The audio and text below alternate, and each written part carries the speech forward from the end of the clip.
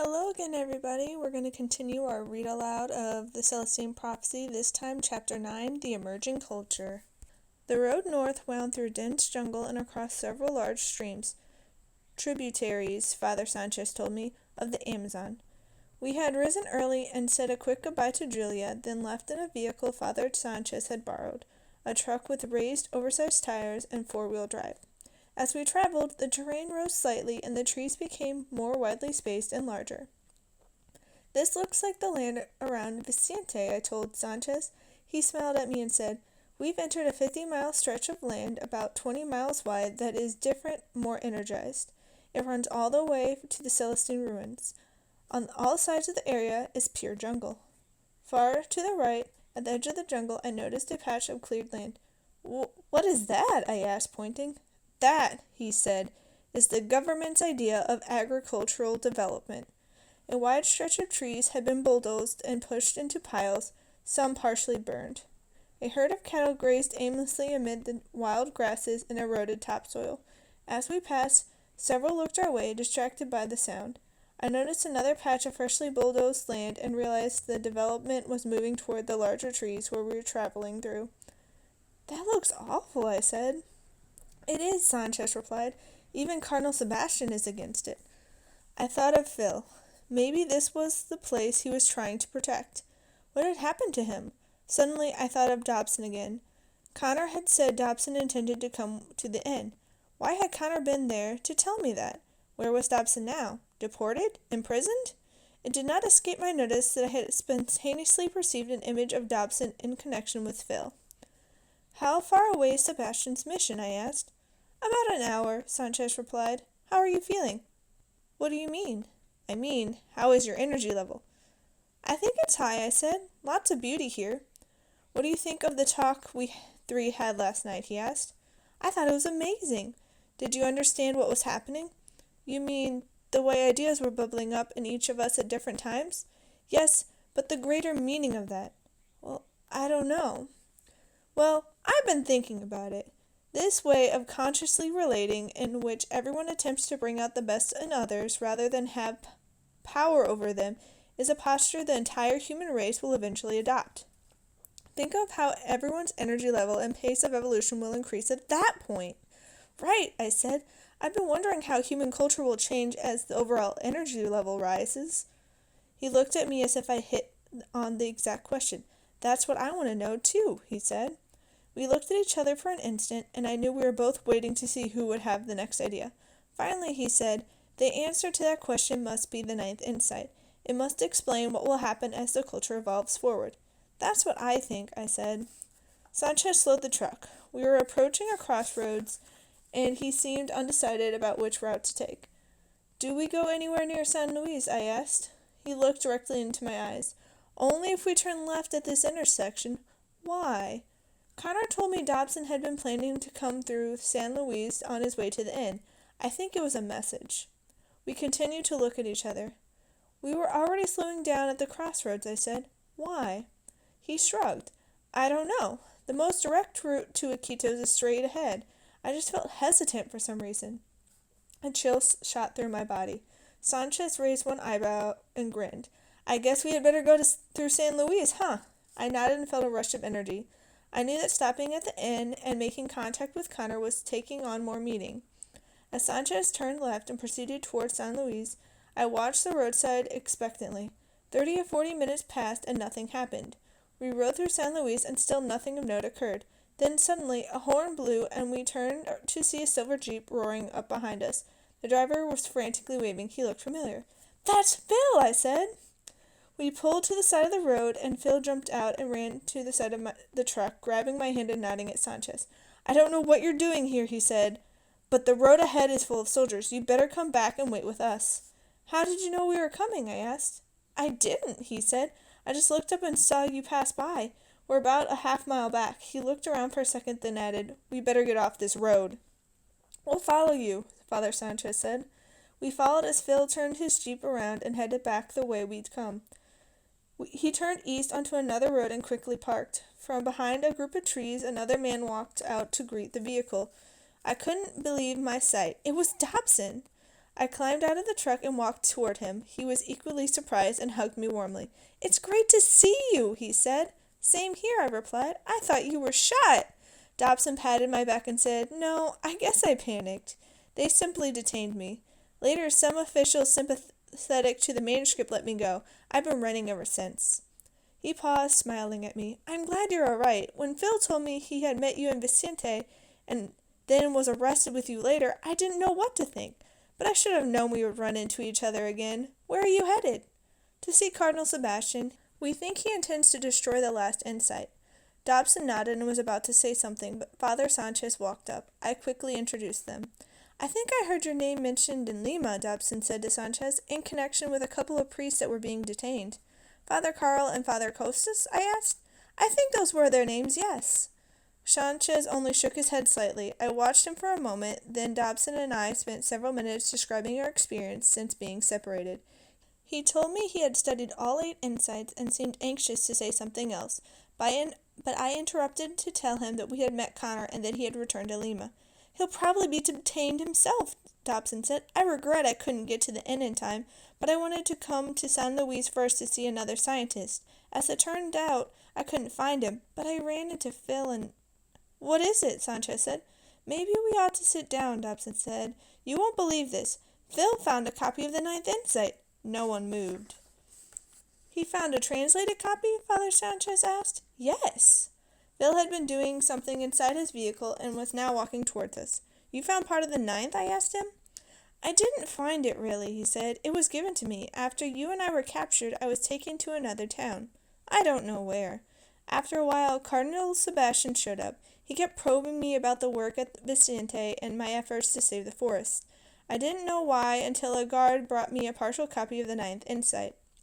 The guard had stolen it from some of Sebastian's people, who had apparently just translated it. It talks about the energy of old forests." "What did it say?" I asked Phil.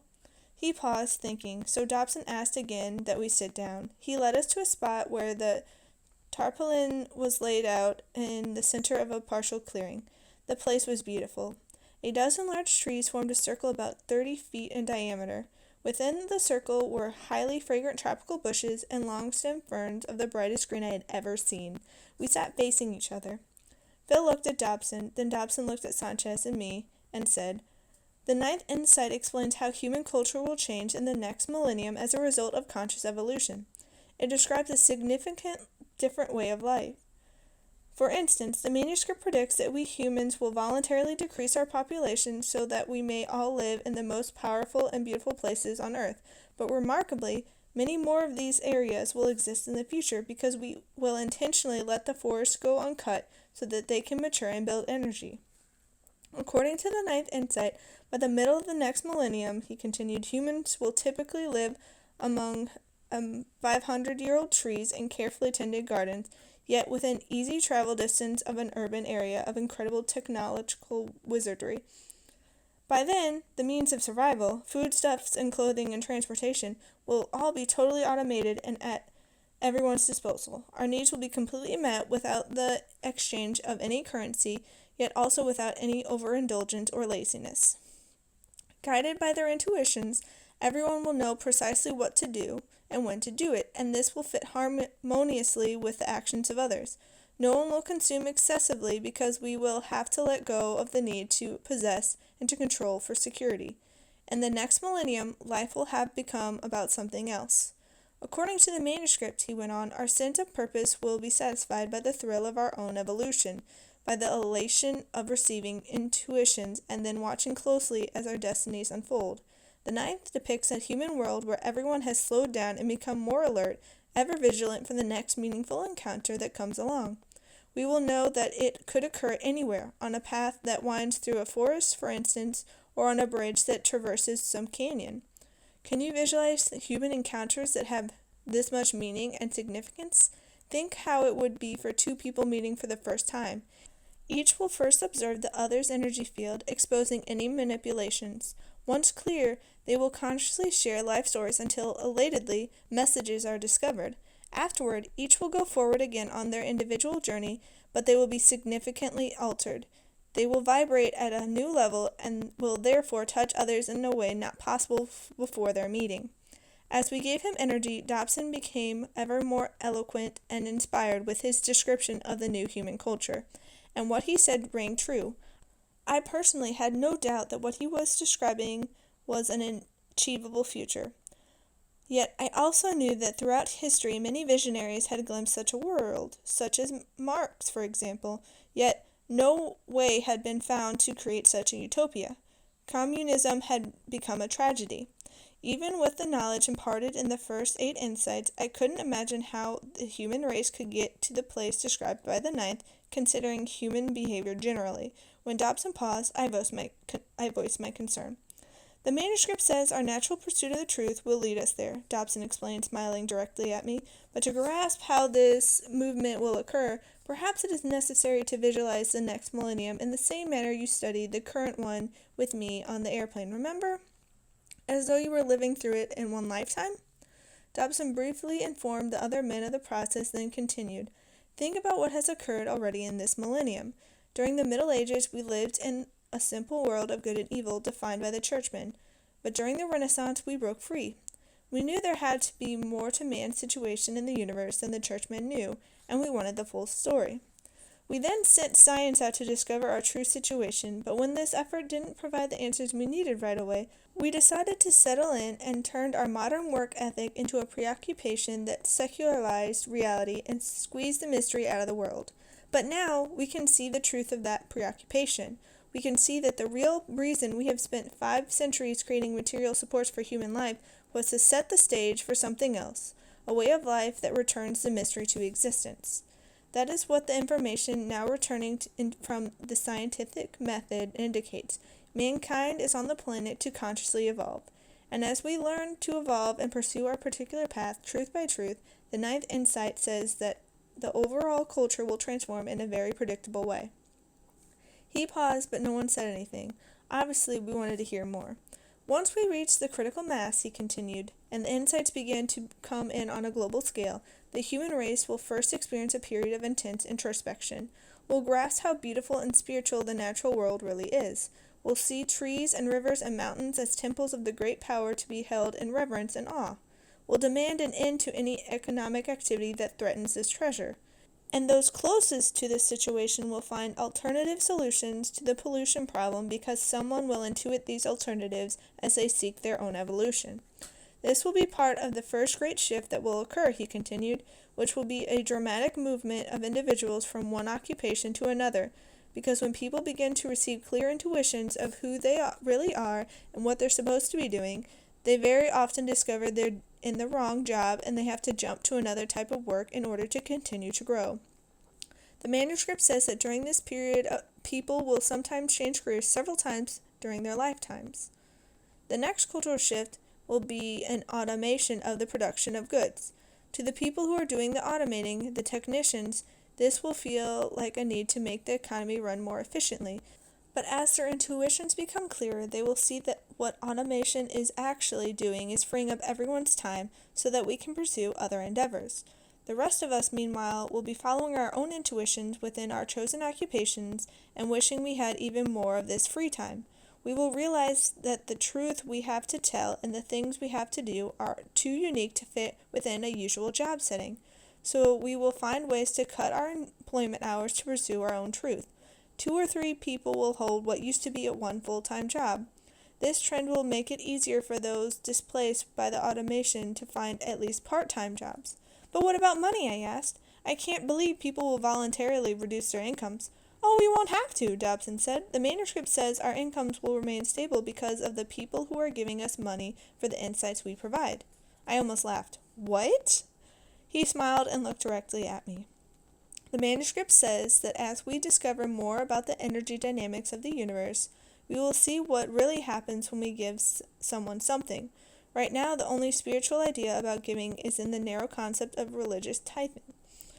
He moved his gaze to Father Sanchez. As you know, the scriptural notion of tithing is interpreted most commonly as an injunction to give 10% of one's income to the church.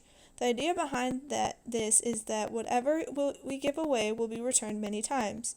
But the ninth insight explains that giving is really a universal principle of support. not just for churches, but for everyone.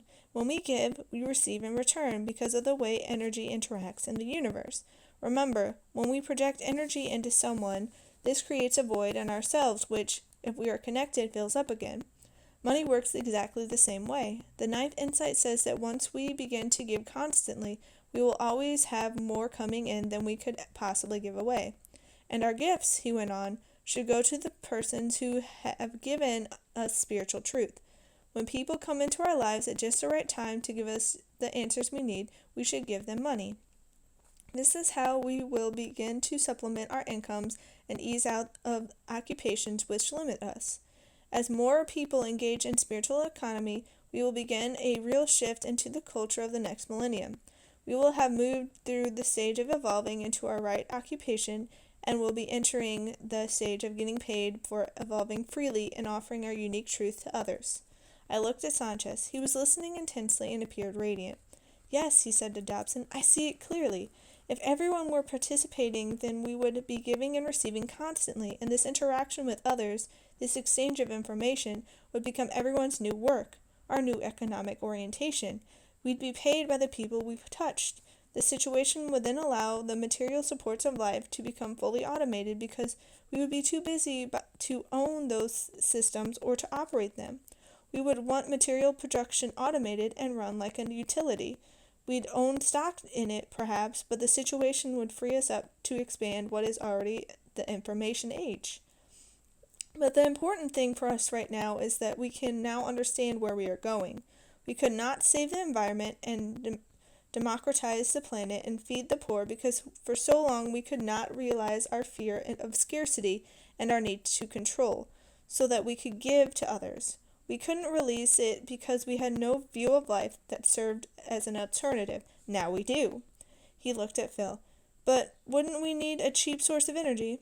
Fusion, superconductivity, artificial intelligence, Phil said. The technology to automate is probably not that far away, now that we have the knowledge of why to do it.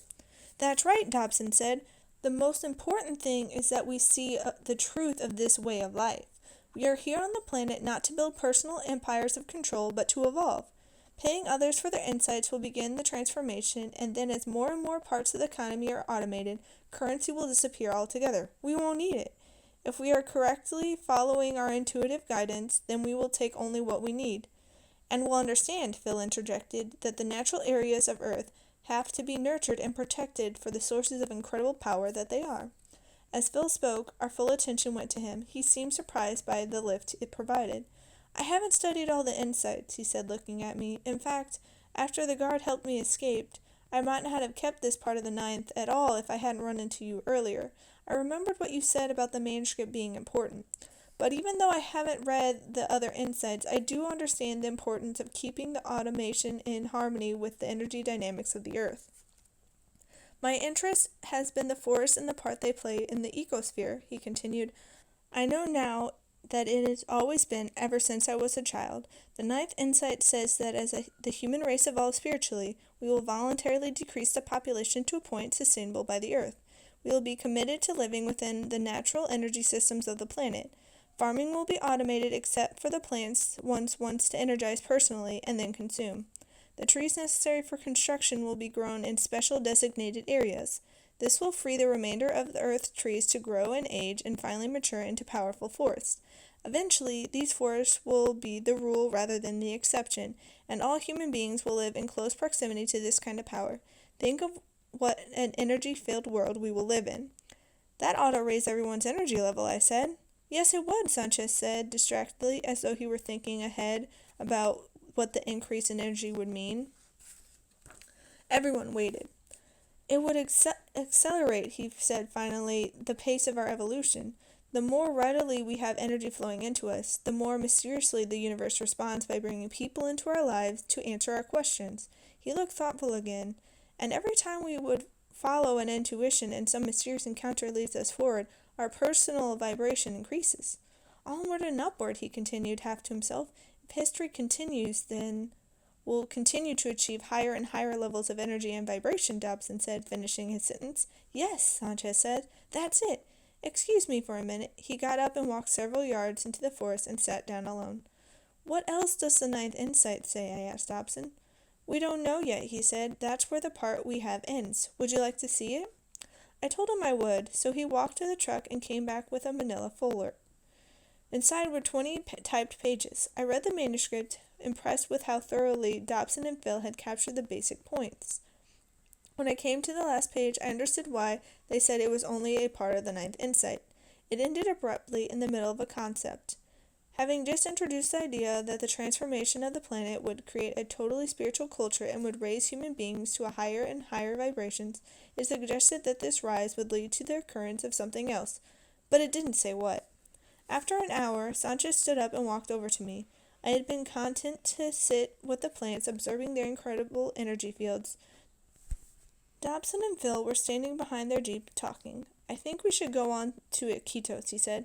What about those soldiers? I asked. I think we should risk it. I've had a clear thought that we can make it through if we leave right now. I agreed to go with his intuition, and we walked over and told Dobson and Phil our plans. Both men supported the idea. Then Dobson said, We've also been discussing what to do. We're going directly to the Celestine ruins, I think. Maybe we can help save the rest of the ninth insight. We bade them goodbye and drove north again. What are you thinking about? I asked after a period of silence. Father Sanchez slowed the truck and looked at me. I'm thinking about Cardinal Sebastian, about what you have said, that he would stop fighting the manuscript if only he could be made to understand. As Father Sanchez made the statement, my mind wandered into a daydream of actually confronting Sebastian. He was standing in a courtly room looking down at us. At that moment he had the power to destroy the ninth insight, and we were fighting to make him understand before it was too late. When I finished the thought, I noticed Sanchez was smiling at me. What were you seeing? He asked. I was just thinking of Sebastian. What was happening? The image of confronting Sebastian was clearer. He was about to destroy the last insight. We were trying to talk him out of it. Sanchez took a deep breath. It looks like whether the rest of the ninth insight becomes known will depend on us. My stomach drew into a knot at the idea. What should we say to him? I don't know, but we must persuade him to see the positive, to understand that the manuscript as a whole doesn't negate but clarifies the truth of the church. I'm sure the rest of the ninth insight does just that. We rode in silence for an hour, seeing no other traffic of any kind. My thoughts raced through the events which had transpired since I had come to Peru. I knew the manuscript's insight had finally merged into my mind into one consciousness. I was alert to the mysterious way my life evolved, as revealed by the first insight.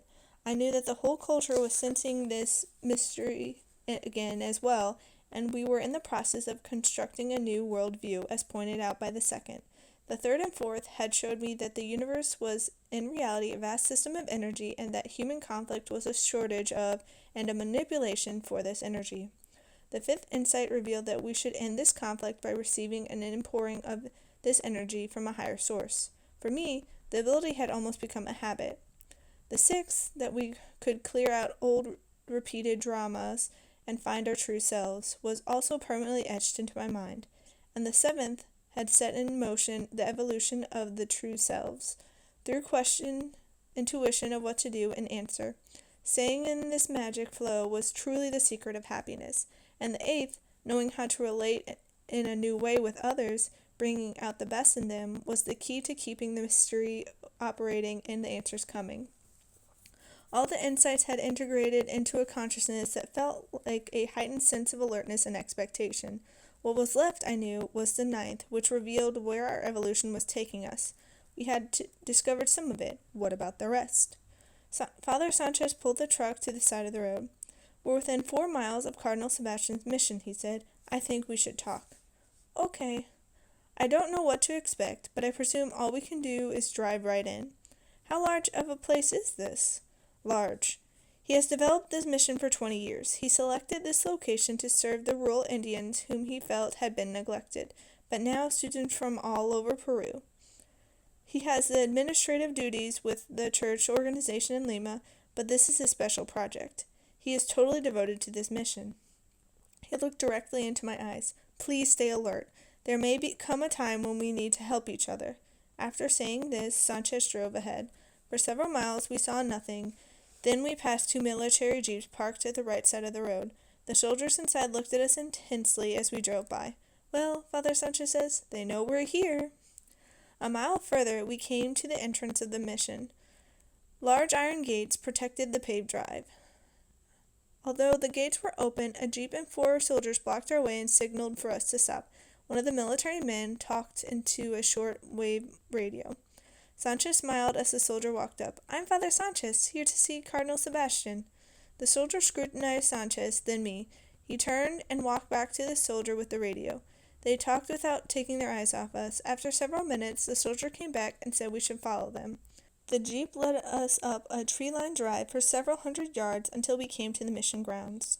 The church was built of cut stone and was massive, capable of seating, I guessed, over 1,000 people. On both sides of the church were 2 other buildings, which looked like classrooms. Both were 4 stories high. "This place is impressive," I said. "Yes, but where are the people?" he asked. I noticed the paths and walkways were empty. "Sebastian runs a famous school here," he said. "Why are there no students?" The soldiers led us to the entrance of the church and asked us politely but firmly to get out and follow them inside. As we walked up the cement steps, I could see several trucks parked behind an adjacent building. 30 or 40 soldiers stood at attention nearby. Once inside, we were led through the sanctuary and asked to enter a small room. There we were searched thoroughly and told to wait. The soldiers left and the door was locked. "Where is Sebastian's office?" I asked. "Further back toward the rear of the church," he said. The door suddenly opened. Flanked by several soldiers stood Sebastian. His posture was tall and erect. "What are you doing here?" Sebastian asked Sanchez. "I want to talk with you," Sanchez said. "About what?" "The 9th insight of the manuscript." "There's nothing to discuss. It will never be found." "We know you've already found it." Sebastian's eyes widened. "I will not allow this insight to be disseminated," he said. "It is not the truth." "How do you know it's not the truth?" Sanchez asked. "You could be wrong. Let me read it." Sebastian's face softened as he looked at Sanchez. "You used to think I would make the correct decision in a matter of this kind." "I know," Sanchez said. "You were my mentor, my inspiration. I patterned my mission after yours." "You respected me until this manuscript was discovered," Sebastian said. "Don't you see how divisive it is? I tried to let you go your own way. I even let you alone after I knew you were teaching the insights. But I will not let this document destroy everything our church has built." Another soldier walked up behind Sebastian and asked to see him. Sebastian glanced at Sanchez, then walked back into the hall. We could still see, but no longer hear, the conversation. The message obviously alarmed Sebastian. As he turned to walk away, he signaled for all the soldiers to follow him except for one, whom he apparently told to wait with us. The soldier walked into the room and leaned against a wall, a disturbed look on his face. He was only about 20 years old. "What's wrong?" Sanchez asked him. The soldier only shook his head. "It is about the manuscript. The 9th insight?" The soldier's face displayed surprise.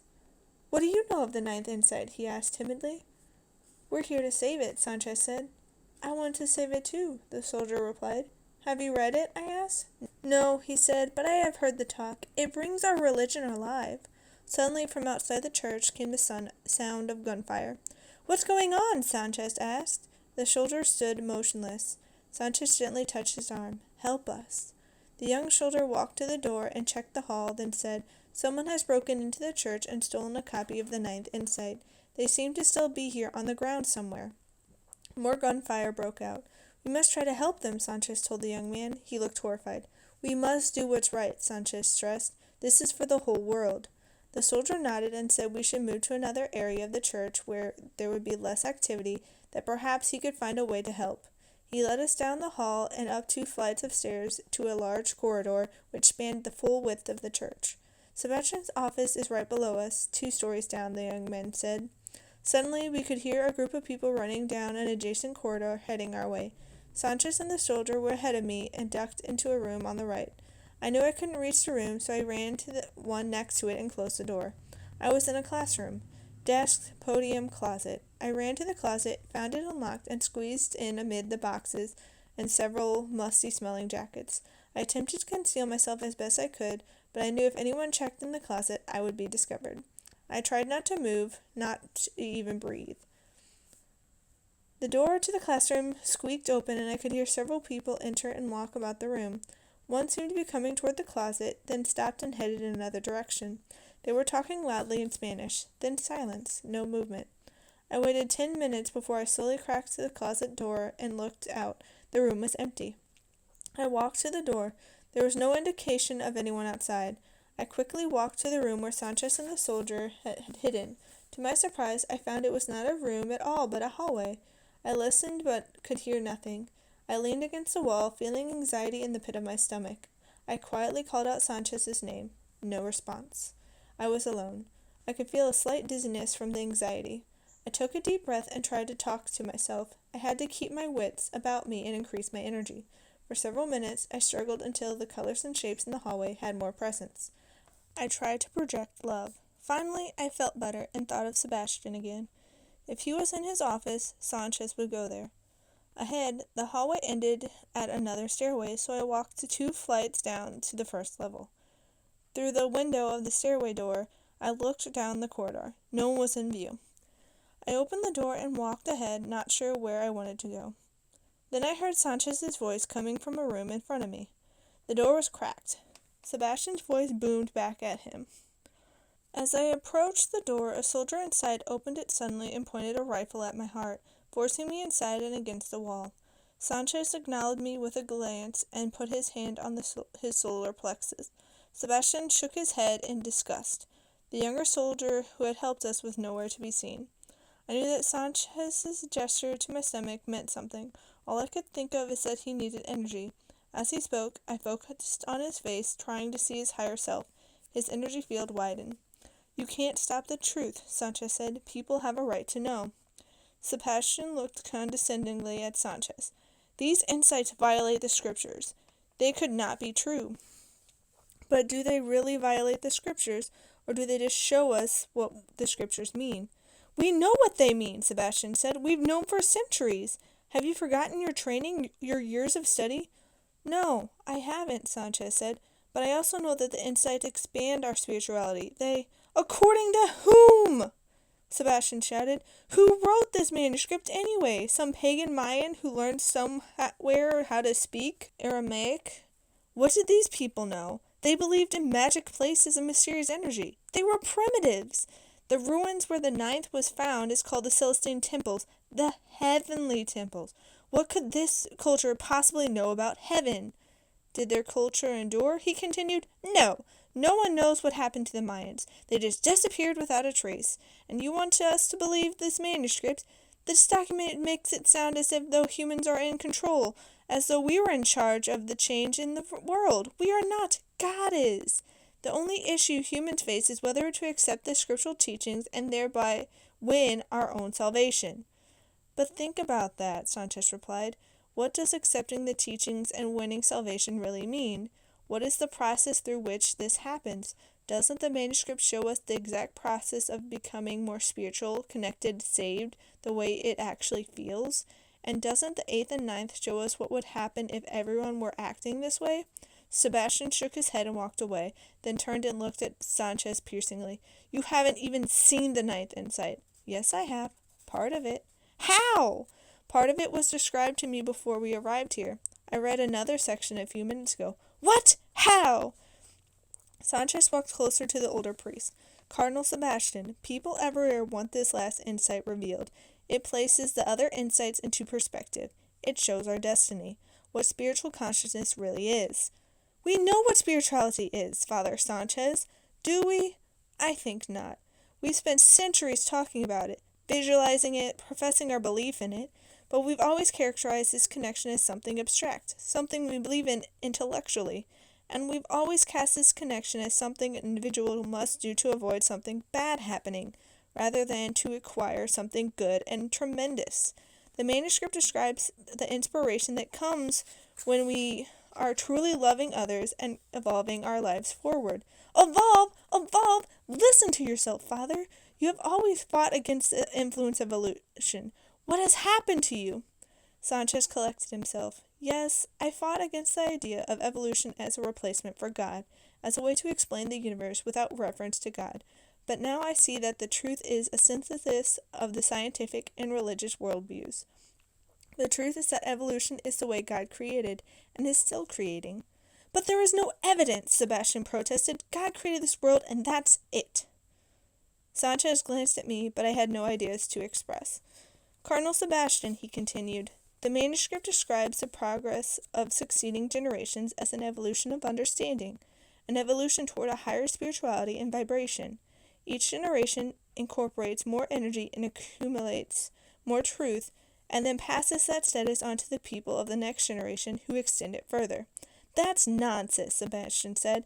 There's only one way to become more spiritual, and that's by following the examples in the scriptures. Exactly, Sanchez said. But again, what are the examples? Isn't the story of the scriptures a story of people learning to receive God's energy and will within?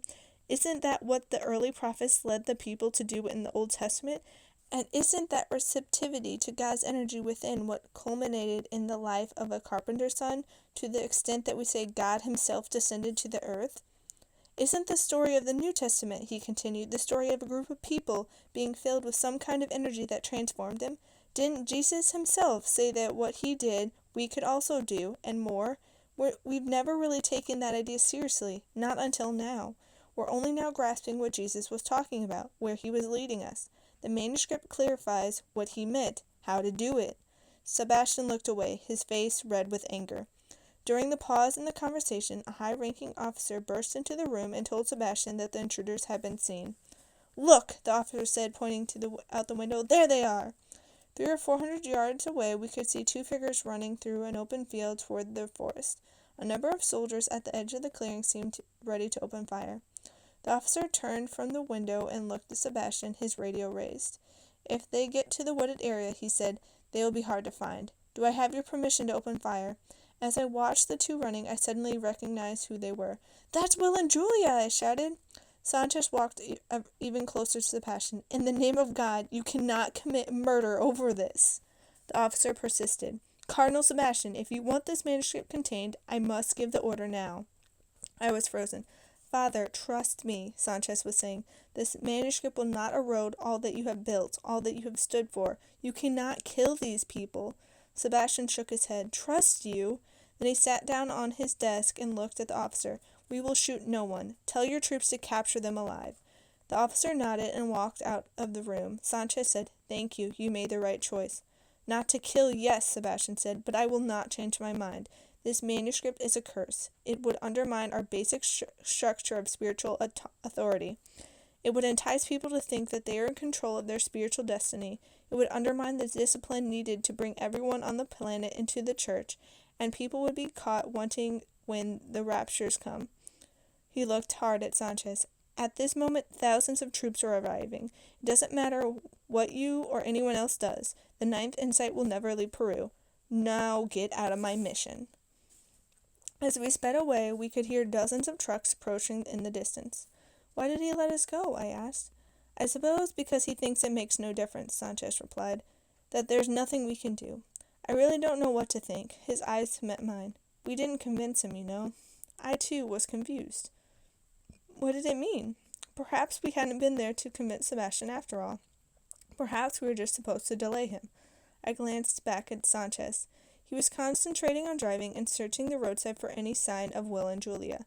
We had decided that we would double back in the direction they had been running, but so far we had seen nothing. As we rode, my mind wandered to the Celestine ruins. I imagined what the site looked like, the tiered excavations, the scientists' tents, the looming pyramidal structures in the background. "They don't seem to be in these woods," Sanchez said. "They must have had a vehicle. We must decide what to do." "I think we should go to the ruins," I said. He looked at me. "We might as well. There's nowhere else to go." Sanchez made a turn to the west. "What do you know about these ruins?" I asked. "They were built by two different cultures, as Julia said. The first, the Mayans, had a thriving civilization there, though most of their temples were further north in the Yucatan. Mysteriously, all signs of their civilization suddenly vanished about 600 BC, without apparent cause. The Incas developed another civilization afterward at the same location. What do you think happened to the Mayans?" Sanchez glanced at me. "I don't know." We rode for several minutes in silence, since I suddenly remembered that Father Sanchez had told Sebastian he had read more of the Ninth Insight. "How did you get to see more of the Ninth Insight?" I asked. "The young soldier who helped us knew where another part was being hidden. After you and I were separated, he took me to another room and showed it to me. It only added a few more concepts to what Phil and Dobson told us, but it gave me the points I used with Sebastian. What did it say specifically? That the manuscript would clarify many religions, and would help them fulfill their promise. All religion, it says, is about humankind finding relationship to one higher source. And all religions speak of a perception of God within, a perception that fills us, makes us more than we were. Religions become corrupted when leaders are assigned to explain God's will to the people instead of showing them how to find this direction within themselves. The manuscript says that sometime in history one individual would grasp the exact way of connecting with God's source of energy and direction, and would thus become a lasting example of this connection is possible. Sanchez looked at me. Isn't that exactly what Jesus really did? Didn't he increase his energy and vibration until he was light enough to... Sanchez ended his sentence without finishing it and seemed to be deep in thought. What were you thinking? I asked. Sanchez looked perplexed. I don't know. The soldier's copy ended right there.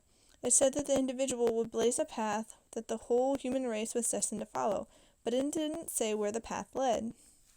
For 15 minutes we rode in silence. I attempted to receive some indication of what would happen next, but I could think of nothing. I seemed to be trying too hard. These are the ruins, Sanchez said. Ahead through the forest, to the left of the road, I could make out 3 large pyramidal-shaped structures. After we parked and walked closer, I could tell the pyramids were constructed of cut stone and were spaced an equal distance apart, about 100 feet. Between them was an area paved with a smoother stone. Several excavation sites were dug into the base of the pyramids. Look there, Sanchez said, pointing toward the most distant pyramid. A lone figure was sitting in front of the structure. As we walked that way, I noticed an increase in my energy level. By the time we reached the center of the paved area, I was feeling incredibly energized. I looked at Sanchez, and he raised an eyebrow. When we got closer, I recognized the person by the pyramid to be Julia. She sat cross-legged and held several papers in her lap. Julia! Sanchez called. Julia turned and stood up. Her face seemed iridescent. Where is Will? I asked. Julia pointed to her right. There, perhaps 100 yards away, was Will. He seemed to be glowing in the fading twilight. What is he doing? I asked. The ninth, Julia replied, holding the paper towards us. Sanchez told Julia that we had seen some of the insight, the part which foretold of a human world transformed by conscious evolution. But where does this evolution take us? Sanchez asked. Julia didn't answer. She just held up the papers in her hand as though she expected us to read her mind. What? I asked. Sanchez reached over and touched my forearm. His look reminded me to stay alert and wait. The ninth reveals our ultimate destiny, Julia said. It makes it all crystal clear. It reiterates that as humans, we are the culmination of the whole of the evolution. It talks about matter beginning in a weak form and increasing in complexity, element by element, then species by species, always evolving into a higher state of vibration.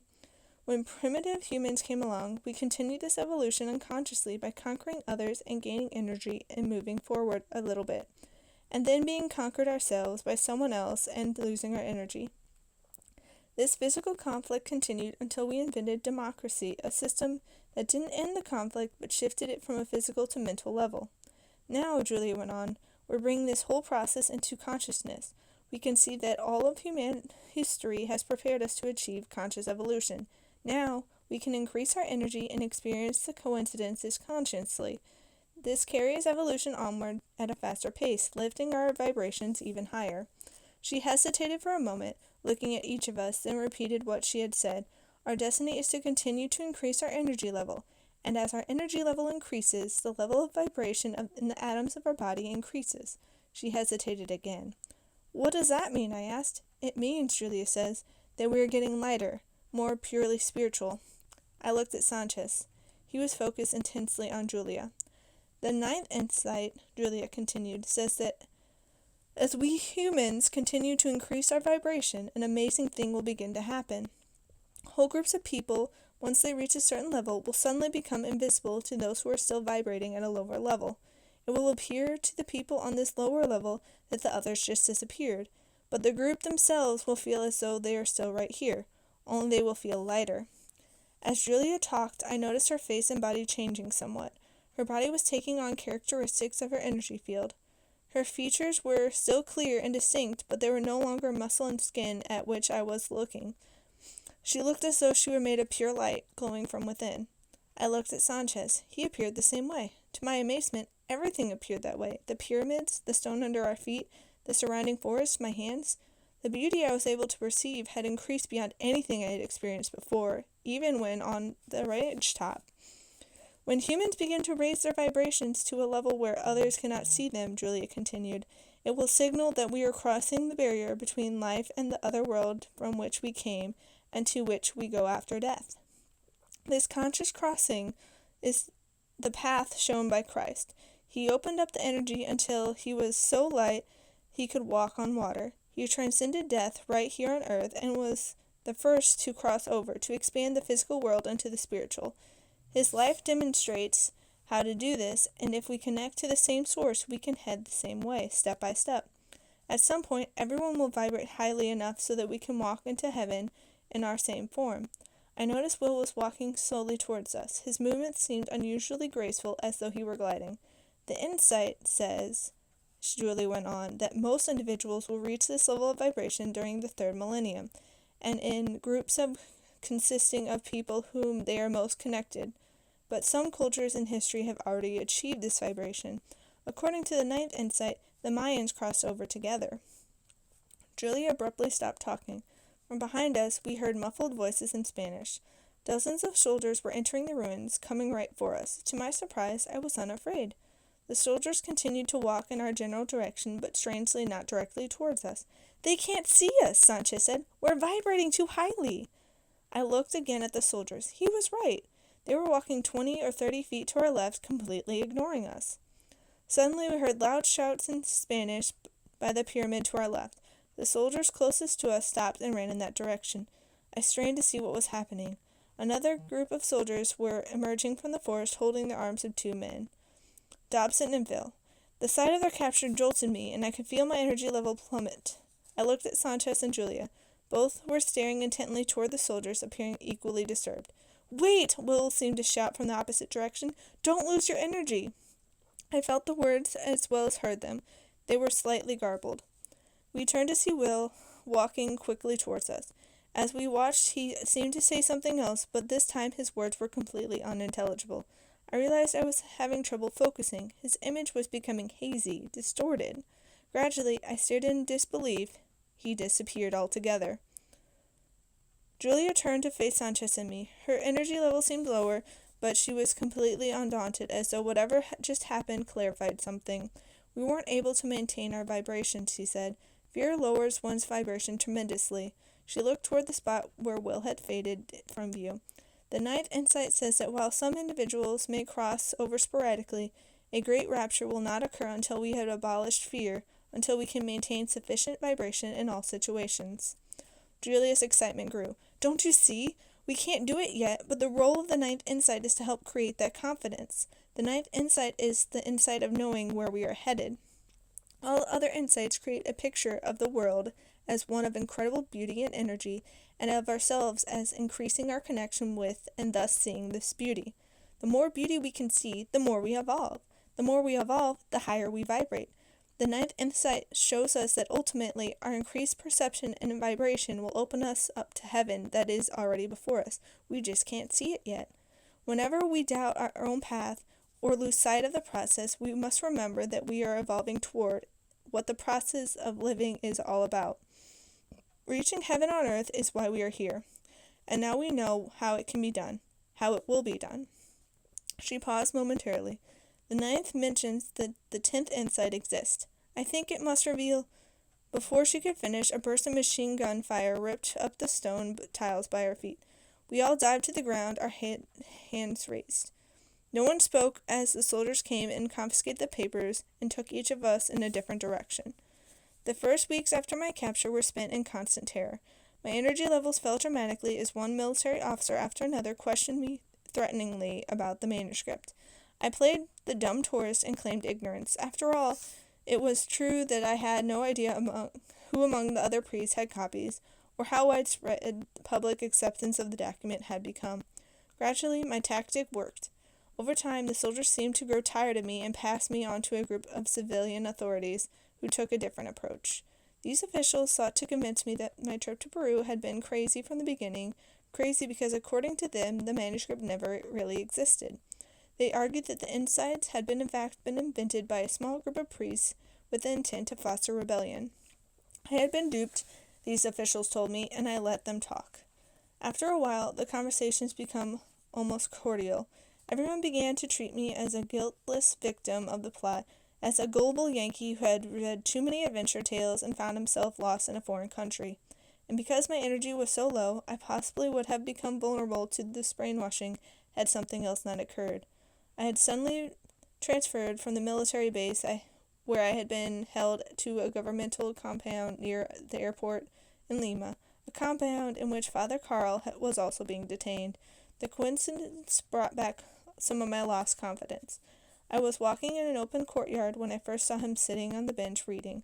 I strolled over, restraining my exuberance and hoping I wouldn't attract attention from the officials inside the building. When I sat down, he looked up at me and grinned. "I've been expecting you," he said. "You have?" He put down his book, and I could see the delight in his eyes. "After Father Costas and I came to Lima," he explained, "we were immediately detained and separated, and I have been here in custody ever since. I couldn't understand why. Nothing seemed to be happening. Then I began to repeatedly think of you." He gave me a knowing look. "So I figured you would show up." "I'm grateful you're here," I said. "Did anyone tell you what happened at the Celestine ruins?" "Yes," Father Carl replied. "I spoke briefly with Father Sanchez. He was held here for a day before being taken away. Is he all right? Did he know what happened to the others? And what about him? Were they going to imprison him?" "He had no information about the others, and as for Father Sanchez, I don't know. The government strategy is to methodically search out and destroy all copies of the manuscript, then to treat the whole affair as a grand hoax. We'll all be thoroughly discredited, I imagine, but who knows what will ultimately do with us." "What about Dobson's copies?" I said. "The first and second insights he left in the States." "They already have them," Father Carl replied. "Father Sanchez told me that the agent of the government found out where they were hidden and stole them. Apparently Peruvian agents have been everywhere. They knew about Dobson from the beginning, and about your friend Charlene." "And you think that when the government is through, no copies will remain?" "I think it'll be a miracle if any survive." I turned away, feeling my newfound energy diminish. "You know what that means, don't you?" Father Carl asked. I looked at him but said nothing. "This means," he continued, "that each of us must remember exactly what the manuscript said. You and Sanchez didn't convince Cardinal Sebastian to release the manuscript, but you delayed him long enough for the ninth insight to be understood. Now it has to be communicated. You have to be involved in communicating it." His statement made me feel pressured, and my aloof drama activated inside me. I leaned against the back of the bench and looked away, which made Father Carl laugh. Then, at just that moment, we both realized several embassy officers were watching us from the office window. "Listen," Father Carl said quickly. "From now on, the insights will have to be shared between people. Each person, once they hear the message and realize that the insights are real, must pass on the message to everyone who is ready for it. Connecting with the energy is something humans have to be open to and talking about and expecting. Otherwise, the whole human race can go back to pretending that life is about having power over others and exploiting the planet. If we go back to doing this, then we won't survive. Each of us must do what we can to get the message out." I noticed that two of the officials were out of the building, walking towards us. "One more thing," Father Carl said, speaking lowly. "What?" I asked. "Father Sanchez told me Julia had spoken of a 10th insight. It hasn't been found yet, and no one knows where it might be." The officials were almost on us. "I've been thinking," Father Carl continued, "that they're going to release you. You may be the only one who can look for it." The men suddenly interrupted our conversation and escorted me toward the building. Father Carl smiled and waved and said something else, but I could only half pay attention. As soon as Father Carl had mentioned a 10th insight, I had been consumed by a thought of Charlene. Why was I thinking of her? How was she connected to the 10th insight? The two men insisted that I pack the few things I had and follow them to the front of the embassy into a state vehicle. From there I was taken directly to the airport and up to a boarding concourse, where one of them smiled faintly and looked at me from behind thick glasses. His smile faded, and he handed me a passport and a ticket for a flight to the United States, then told me in a heavy Peruvian accent to never, ever return. And that concludes Chapter 9 and the book. There's also an afterword that I will read next time, Thank you for listening. Have a wonderful day, and I'll see you next time. Bye.